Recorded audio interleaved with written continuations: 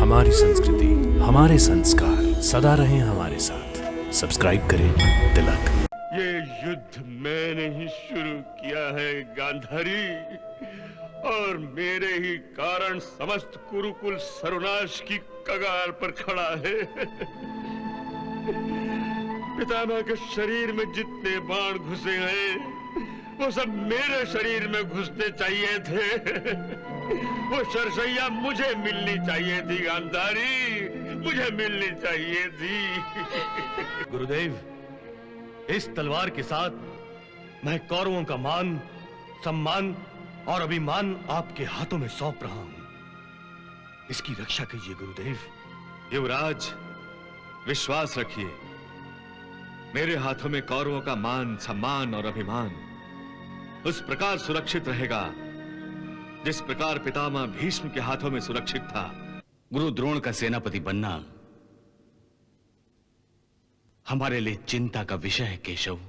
गुरु द्रोण शस्त्र विद्या में संसार के सर्वश्रेष्ठ गुरु हैं, ये सत्य हम सब जानते हैं।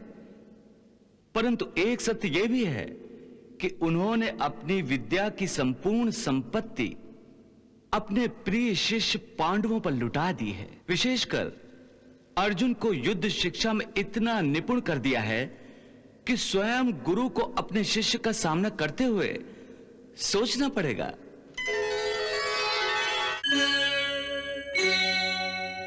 महाराज, पितामह के निष्क्रिय होने के बाद ऐसा लग रहा है कि आज हस्तिनापुर अनाथ हो गया है।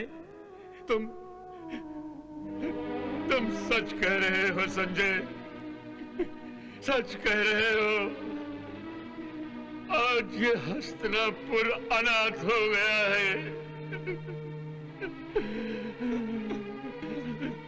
आज समस्त कौरव अनाथ हो गए हैं। आज ये धृतराष्ट्र अनाथ हो गया है।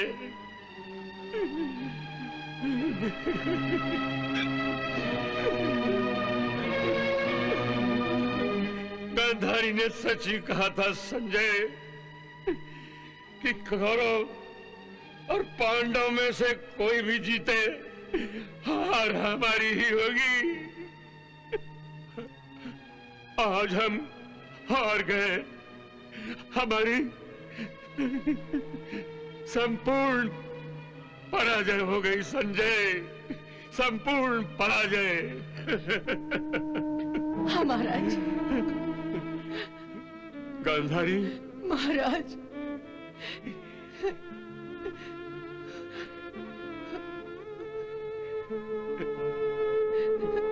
गांधारी। हाँ महाराज।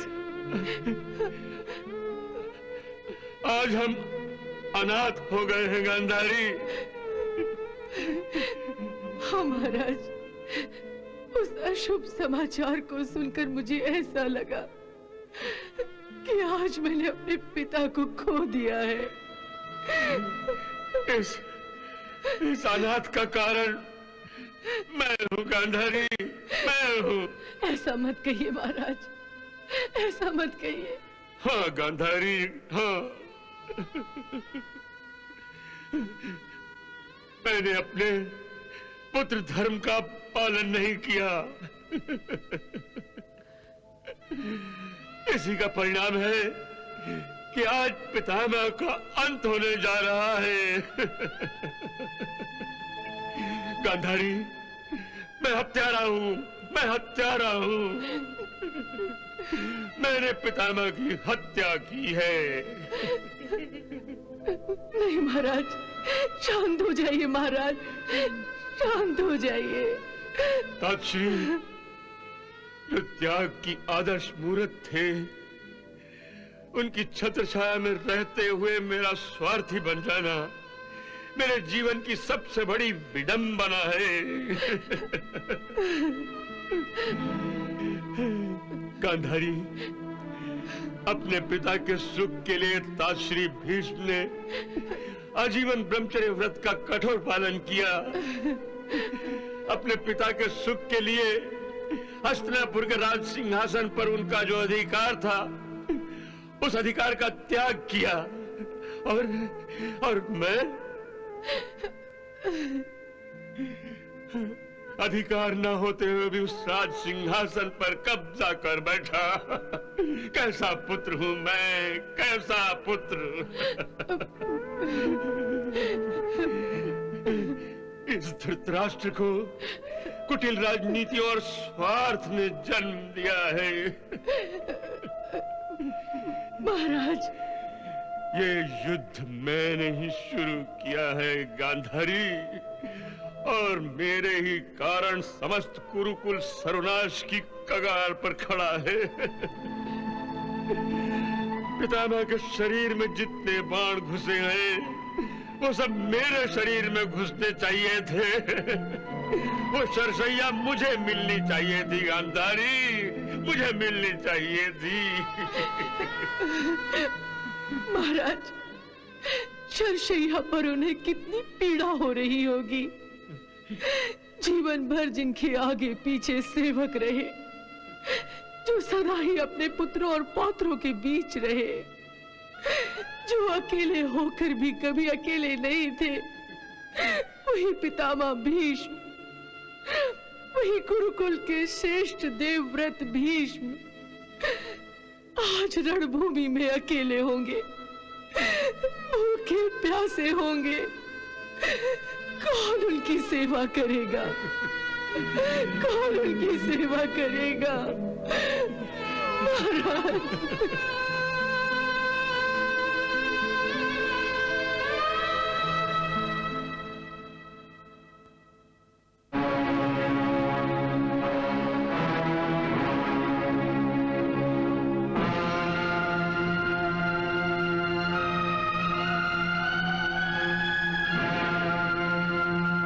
सेनापति द्रोणाचार्य की जय। सेनापति गुरु द्रोणाचार्य की जय। सेनापति गुरु द्रोणाचार्य की जय। सेनापति गुरु द्रोणाचार्य की जय।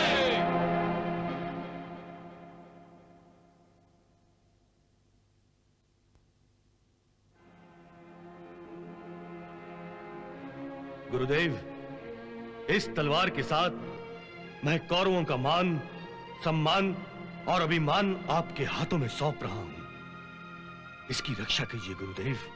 युवराज, विश्वास रखिए, मेरे हाथों में कौरवों का मान, सम्मान और अभिमान उस प्रकार सुरक्षित रहेगा जिस प्रकार पितामह भीष्म के हाथों में सुरक्षित था। मैं प्राण दे दूंगा, परंतु कौरवों के आन पर आंच नहीं आने दूंगा। इस प्रण के साथ मैं कौरव सेना का सेनापति पदभार संभाल रहा हूं।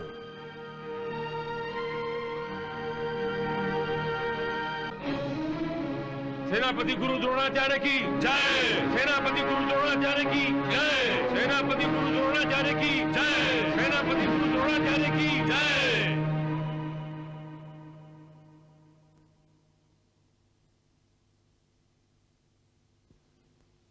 पितामह के बाद गुरु द्रोण का सेनापति बनना हमारे लिए चिंता का विषय है केशव। बड़े भैया, मेरी दृष्टि में यह चिंता का विषय है भी और नहीं भी है। चिंता का विषय है भी और नहीं भी।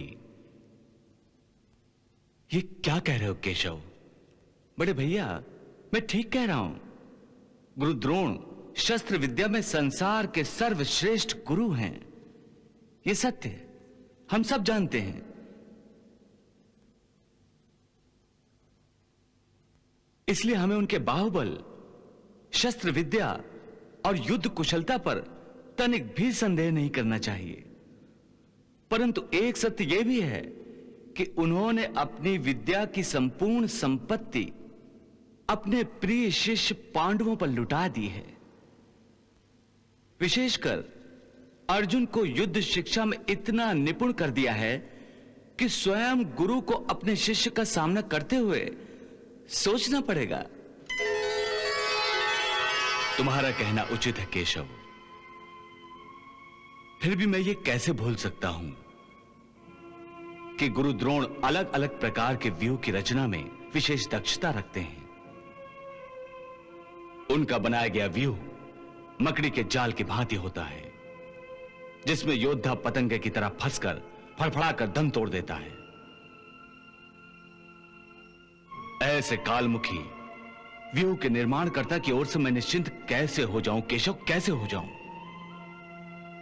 बड़े भैया गुरुद्रोण के व्यूह को व्यर्थ ही महत्व दे रहे हैं। मेरी गदा ने बड़े बड़े पर्वतों के टुकड़े टुकड़े कर दिए हैं, फिर व्यू क्या चीज है? मेरी गदा के भीषण प्रहार से मैं उनके हर व्यू को ध्वस्त कर दूंगा।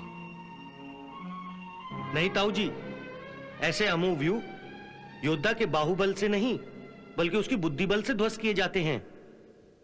व्यू का उत्तर प्रतिव्यू की रचना करके दिया जाता है। जैसे यदि शत्रु ने गरुड़ व्यू की रचना की तो उसका उत्तर हमें अर्धचंद्र व्यू की रचना करके देना चाहिए। और यदि शत्रु मकर व्यू की रचना करे तो हमें शेन व्यू या क्रोंशु की रचना करनी चाहिए। अभिमन्यु, तुम तो जन्म से ही द्वारका में पले और बड़े हुए हो। बलराम जी से गदा चलाने और युद्ध के दांव पेच की शिक्षा लेने की बात तो समझ में आती है, परंतु ये व्यू प्रतिव्यू जैसी गूढ़ बातें अवश्य तुमने अपने छोटे मामा श्री द्वारकाधीश से सीखी होंगी।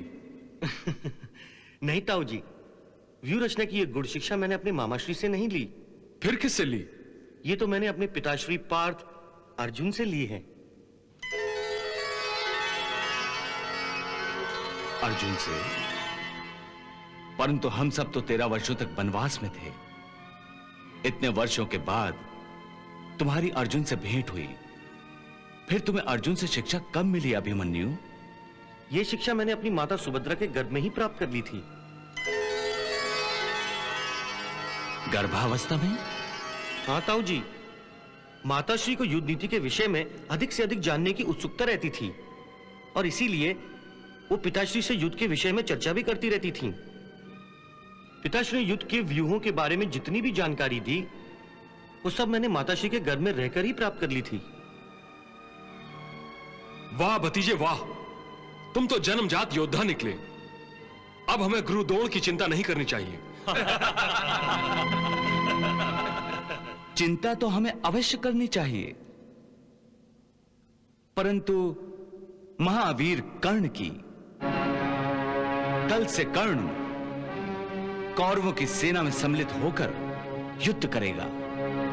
केशव, कर्ण का युद्ध में सम्मिलित होना हमारे लिए चिंता का नहीं, हर्ष का विषय है। मुझे इसी दिन की तो प्रतीक्षा थी। मेरे तुनीर का एक एक बाण उस सूत पुत्र के शरीर को छेदने के लिए व्याकुल है। हाँ माधव, वो कायर अभी तक मेरी गदा से इसीलिए बचा रहा क्योंकि पितामह के नेतृत्व का बहाना लेकर उसने युद्ध नहीं किया, परंतु अब वो बच नहीं सकेगा। कल उसे मेरी गदा का अवश्य सामना करना होगा। नहीं भीम भैया, नहीं। कर्ण मेरा शत्रु है, वो मेरा शिकार है। कल उसका सामना अर्जुन से होगा, केवल अर्जुन से।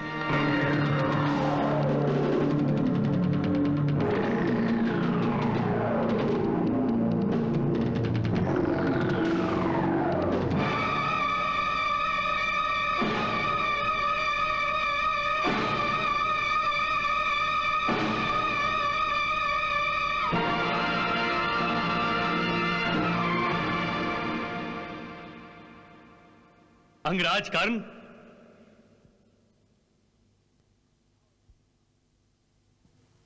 आओ मित्र आओ, पधारिए मामा श्री।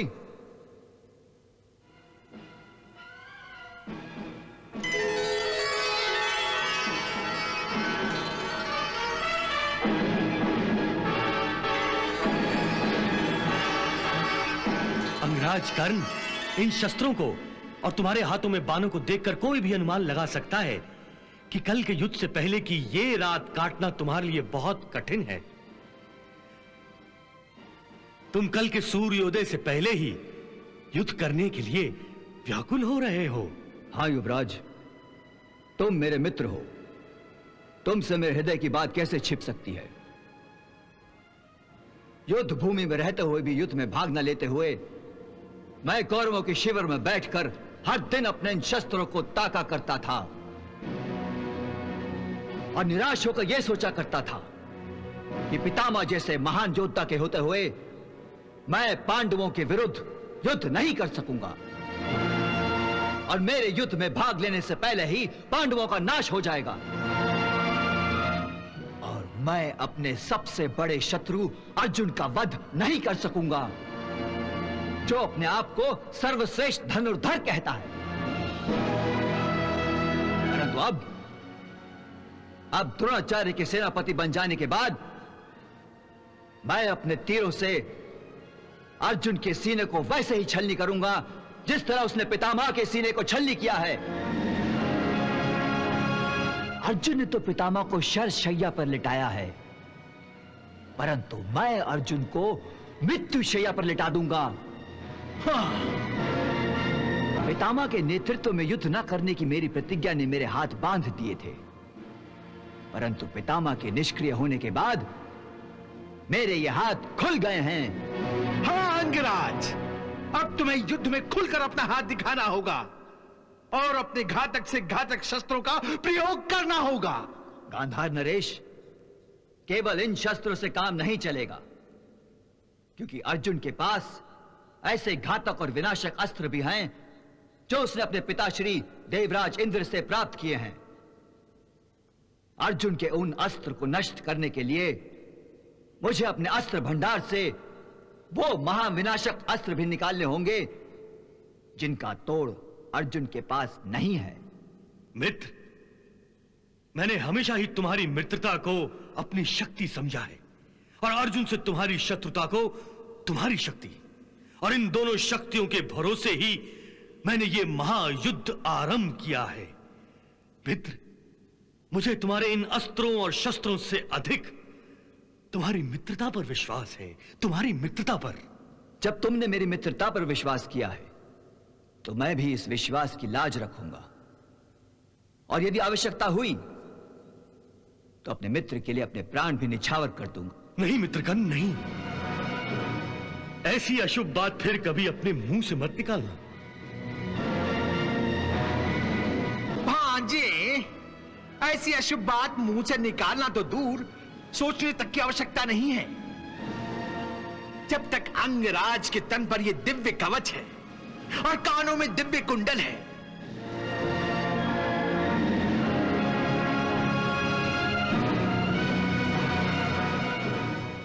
अर्जुन देवेंद्र के दिए हुए अस्त्रों से तो क्या, स्वयं इंद्रराज भी चाहें तो अपने विनाशक से विनाशक शस्त्रों से भी अंगराज का बाल तक बागा नहीं कर सकते। हाँ, स्वयं इंद्रराज भी चाहें तो अपने विनाशक से विनाशक शस्त्रों से भी अंगराज का बाल तक बागा नहीं कर सकते। हाँ, मैं ऐसा नहीं होने दूंगा।